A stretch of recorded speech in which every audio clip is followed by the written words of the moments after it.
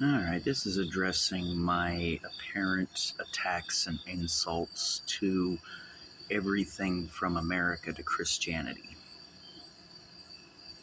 I mean, let's be real. I have spoken trash about pretty much everything and everyone out there. It's not meant to be trash, though, and this is what people aren't quite understanding. If I'm coming up and saying something that appears to be negative, you need to take another look. These are things that are important. I'm trying to help, I'm trying to guide. There's a lot of things that I say that aren't going to make a lot of sense until you start questioning on your own instead of demanding me give you the answers. Anything that I say is going to be given from my perspective. Now, just so you get an idea of why that can be a dangerous thing, that could be the difference between somebody living in New York and somebody living in China. If I try to give somebody in China directions to a specific location in New York while I'm in New York, and they follow those directions to the T wherever they're at, they're going to be led astray. Not intentionally. This is what we're doing to each other. This is why everything that I say appears to be negative. What people have yet to figure out because of their own blind emotions is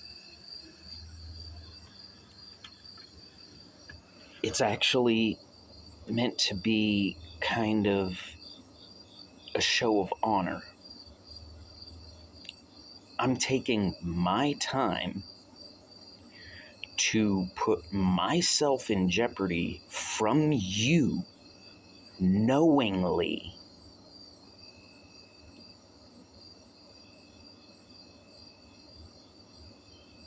Now, I don't just throw myself into anything. I'm a very cautious sort. I prefer to stay in the background. I'm much better at indirect resolution rather than direct confrontation. I try to be as honest as I can. Biggest problem I have with that is anytime I say anything in words, I'm lying. How can that be? Well, I can't control how you understand the words that I'm saying. And if the other person isn't mature enough to really look at things in the proper light, then I'm going to be lying because they already have their mind made up as to what those words mean. Therefore, they must already know what I'm saying. This is never accurate, and yet this is how everyone operates. So, for anybody out there, if I'm coming to you and saying, look, you're being stupid, you need to look into it a little bit closer. Am I saying you are stupid? No, I'm saying you're being stupid. Everybody's going to be stupid somewhere. I'm ignorant, you're ignorant, everybody's ignorant somewhere. If I'm pointing it out, I'm taking the time to point it out to you. It's for a reason. It's not to make you feel shitty about yourself. It's going to make you feel shitty once you realize what the fuck you're doing. But it's not meant to hurt anyone. It's meant to recognize the hurt that's already there so that we can fix it. Because until you start recognizing this, you're going to continually hurt yourself. I can point out any number of instances. I mean, the most recent instance, and even I am to blame for this one, is the tiff that I had with me and my girl. Both of us blew it out of proportion. You know, it happens. So what do you do from here? Okay, I recognize I made a mistake.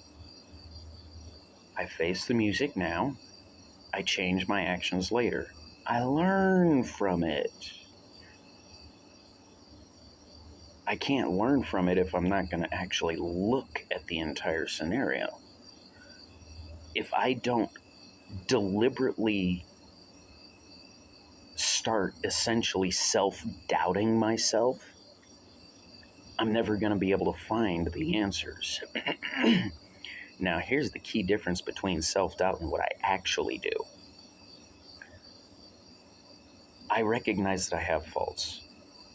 I recognize that there are things that I do not know and cannot recognize. And I deliberately go out of my way to figure out what those things are. Is it self-doubt? Technically, on the surface, it is. It's a controlled self-doubt, but I also don't let that doubt control me. I'm learning from it. I'm using it properly. The more people that learn how to do this, it's going to be a lot better off for anyone that does.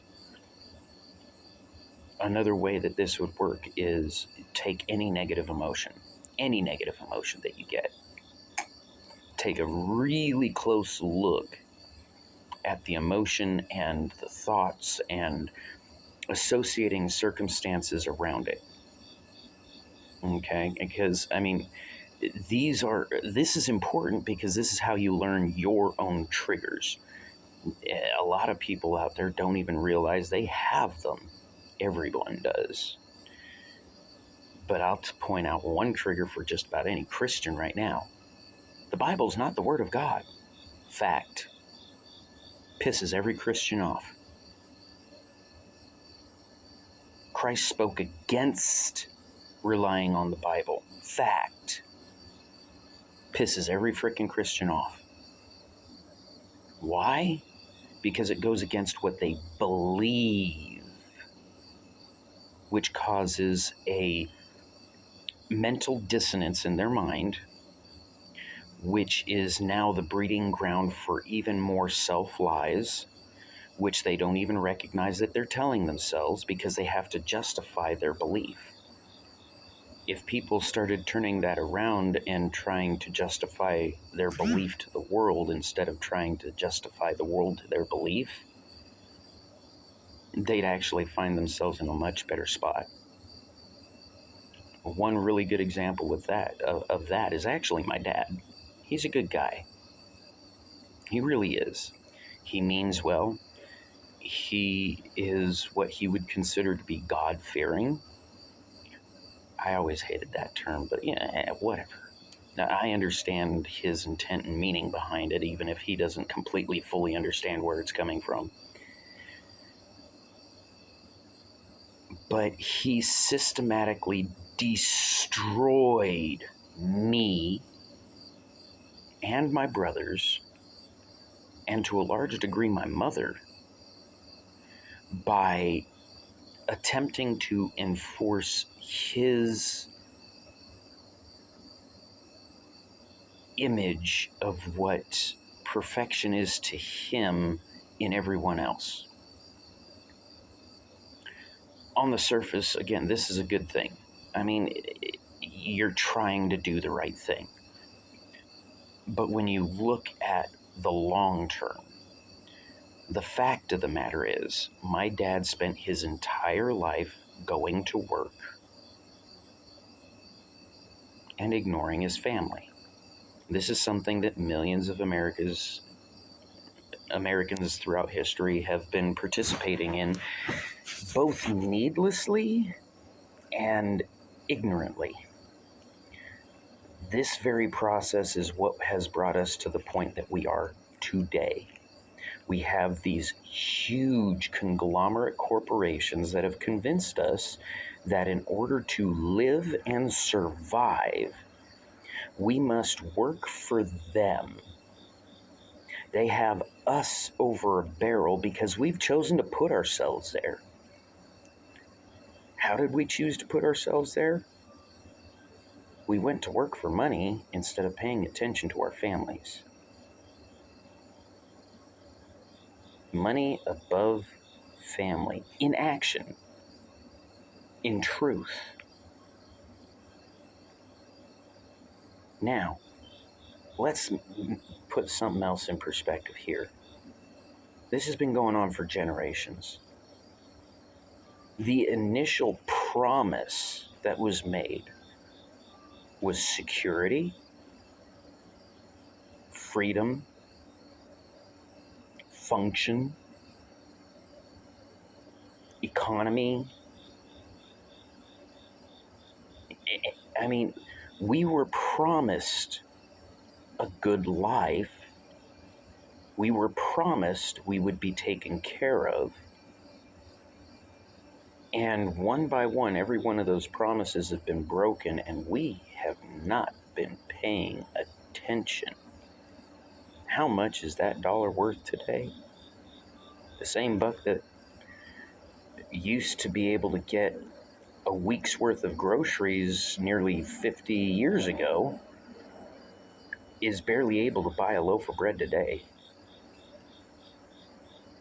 Think about this. We're not using an economy, we're using an anti-economy. We're destroying ourselves because we're deluded into thinking that this is the way an economy works. Point blank, you don't use cash to support an economy. You can't. What's used to support an economy? Think about it really hard. How do you support an economy? Because the economy supports the cash, not the other way around. The things that you're not paying attention to are what are destroying you. You want to go and point your fingers at somebody else. So take me, for example. I'm homeless. I mean, this time it's my choice. For a good portion of my life, it wasn't my choice exactly. It was forced upon me by the preconditioned choices that our society has constructed. The same things that actually make it more difficult for the very people that at one point in time or another there was somebody trying to do the right thing without realizing that they were leading everybody down the garden path. It really is painful and sad for me to watch all of this when I'm completely aware of it. It hurts. It hurts me because I'm sitting here watching all of you do these things that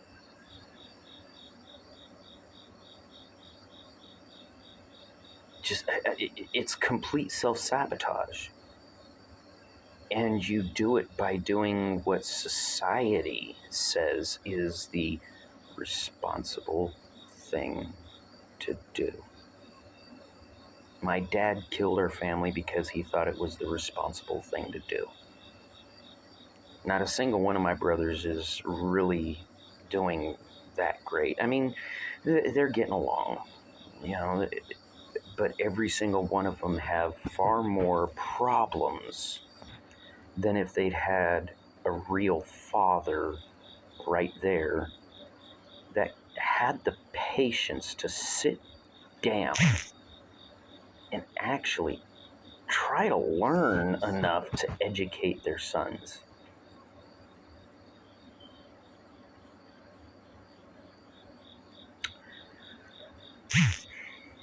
It's very, very difficult to watch all of this when anytime you go to point out what is hurting you, you have some idiot out there that's insisting you just need to buck up or shut up and sit down or whatever. You don't know what you're talking about. This is where I've been for 40 years, more than that.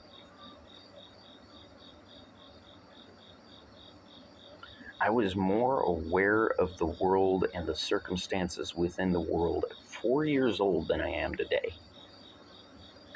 And the reason why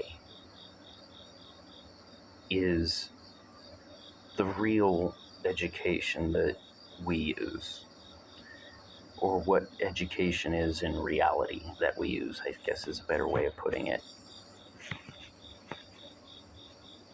We're training ourselves to be stupid. I didn't learn anything from the curriculums in school. Nothing. Nothing. It's trash. I learned something from the interactions between the students, the interactions between the teachers and the students, the interactions between me and all of them. That's where my education was, not the curriculum. The curriculum made me stupider. I used to be able to do math like pre-algebra and possibly even algebra in my head and come up with the right answer. My problem was I couldn't tell you how the hell I got there, but it was the right answer. Now, in our society, that automatically looks like cheating. Because I don't know how he did it, he just did it. There's no proof. I didn't show my work. In fact, the act of trying to show my work gets in the way. Now I'm going to tie this into one other aspect. I keep talking about this double slot experiment, and I know you people are getting tired of this. I can't stress just how important this aspect, this discovery actually is. And it's not important like, oh yeah, scientific, what an important discovery. No, it's important to you. Each and every one of you. Everyone watching this video this second, it's important to you. That's your power. Now, getting back to what I was saying. The way I did math before is I was unaware of how math was done. Now, let me say that again. The way I got perfect answers on any math problem was I didn't know how it was done. I felt it. I saw numbers dancing in my head.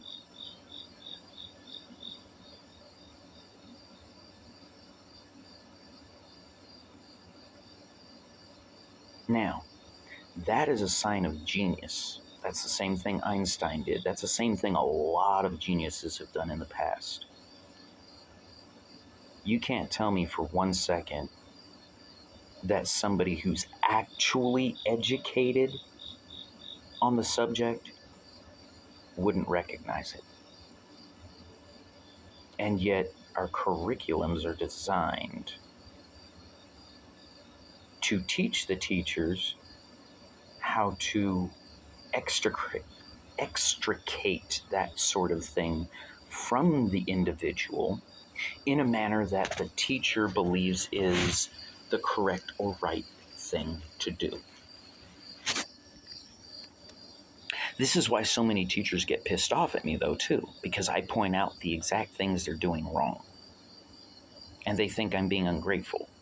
What they fail to realize is if I was being ungrateful, I wouldn't say anything. I'd just figure out a way to blow up their car or some bullshit. I mean, it happens all the time. Some kid goes into school, starts shooting off at anything and everything around them, and then somebody scratches their head and goes, I don't know what happened.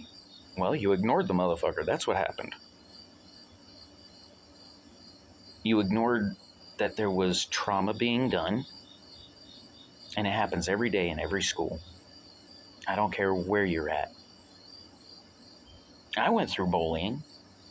I mean, how many people haven't at this point when they're going through school? But when I went through bullying, if I pointed it out, I got in trouble. If I stood up and defended myself, I got in trouble. It got to a point where I didn't give a fuck what the teacher said. I didn't give a fuck what any authority said at that point. Nobody's paying attention. They're just deciding to point the finger. Why the hell should I listen to you? But I'm just a kid, so I don't know what's going on, right? The fact of the matter, all you authority figures didn't know what the fuck was going on. That's the truth. It's harsh. It hurts. Get over it. Get over it so that you can see how you can learn from it. That hurt is there so that you pay attention to it. Once you start doing that, you'll start to heal and that pain won't be there. Until you do, it's always going to be something nagging. It's going to get worse. It's going to fester. It's going to turn into something else. It's going to develop. It's going to mutate. It's going to take on a life of its own until you wind up having your own demon just stuck on you. And nobody realizes how they created it themselves. They just know that somehow it's there. And they need to get rid of it. You don't need to get rid of it. You need to face it. A demon is like a shadow in a way. If you run away from it, it gets bigger, it gets worse. It mutates according to the feelings that you give it. If your life is one of hate and conflict, it's going to be hateful and combative.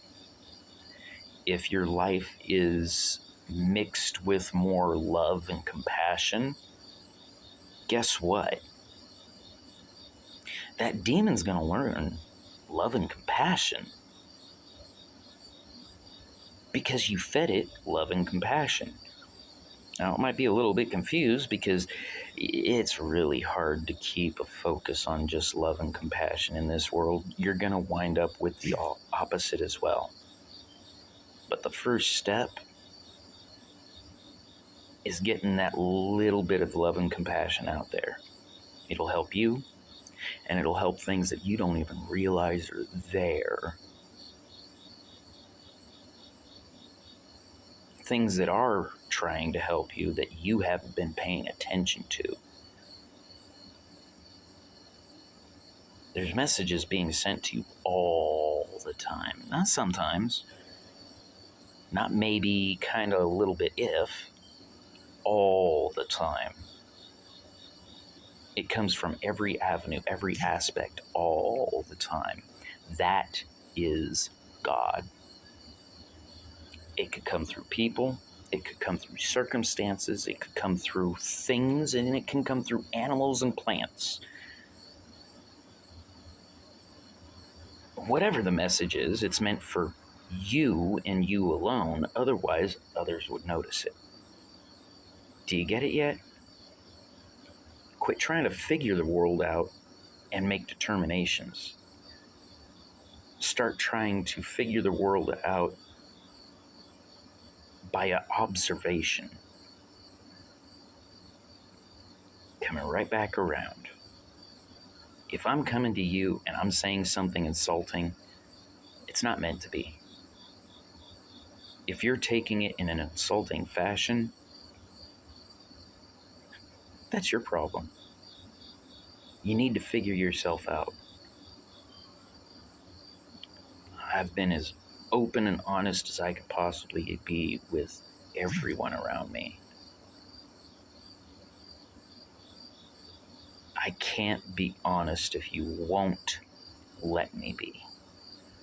Because I can say whatever I want. If you already think you know what it is I'm saying, you're not going to get what I'm saying. I've just lied to you, whether I wanted to or not.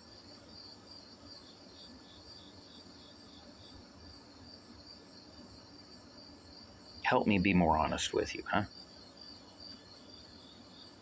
I recognize that a lot of what I say is inflammatory. It's sort of kind of meant to be.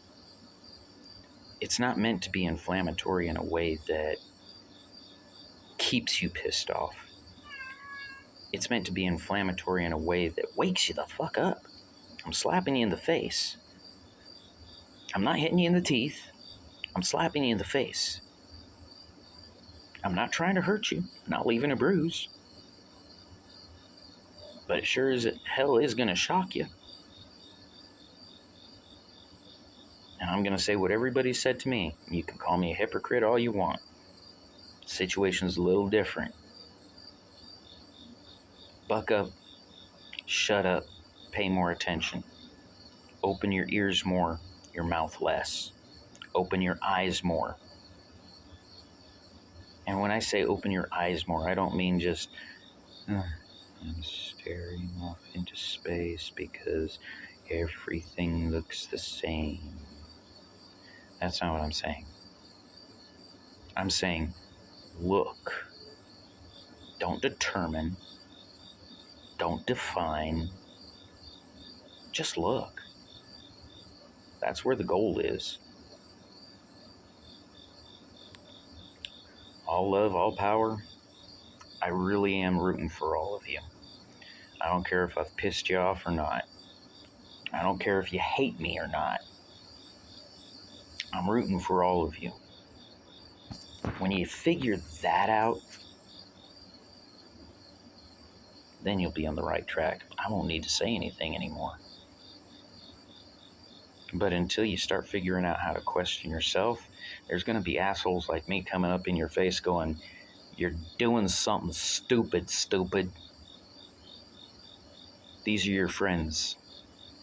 Start listening. All love and respect. Rising Angel signing off.